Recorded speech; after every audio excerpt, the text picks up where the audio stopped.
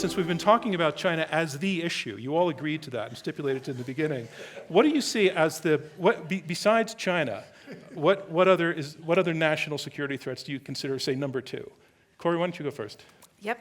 I would say the national debt is number two. And I agree with a lot of Jake's argument that if we strengthen the core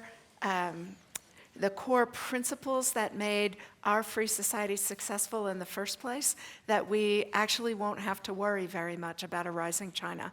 Because if we do what we do well right, we'll be fine.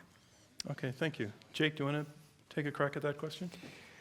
Well, I agree with Corey on the general direction, though I don't think it's the debt. I think it is making sure that our system actually can deliver for everybody. And sort of whether you're on the right or you're on the left, whether you're a Trump supporter or a Democrat, it seems to me that there are some fundamental adjustments that need to happen in our economy. And they relate not just to our tax system and to competition policy and so forth, but also to this fundamental question of what is going to happen with the fourth industrial revolution.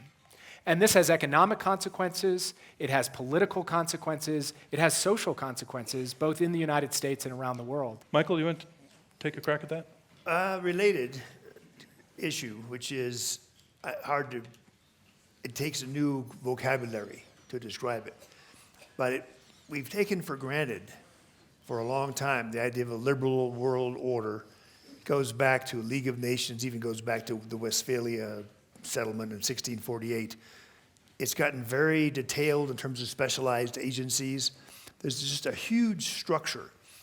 So I don't have a good bumper sticker for this problem, but it's the erosion of the liberal world order for taking it for granted and for the failure to find some way to counter this technology that is making cradle-to-grave surveillance every day, so that if you do something your government doesn't like, you can't buy a plane ticket, you can't buy a train ticket. All kinds of sanctions get put on you. And all this was unthinkable back in 1945. Oh. Okay, Graham? I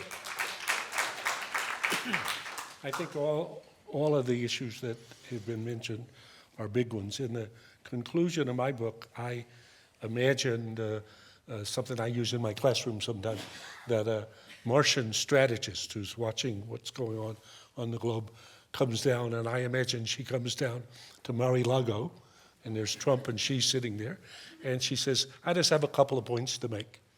He says, first, each of you have problems that you're probably going to be unable to overcome. Secondly, most of those problems are inside your own border. You got problems between you, but you have even bigger problems inside your own border. You're trying to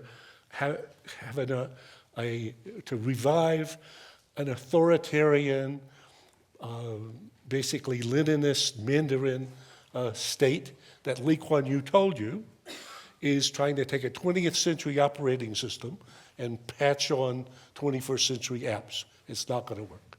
And you, Trump, are trying to run a dysfunctional democracy.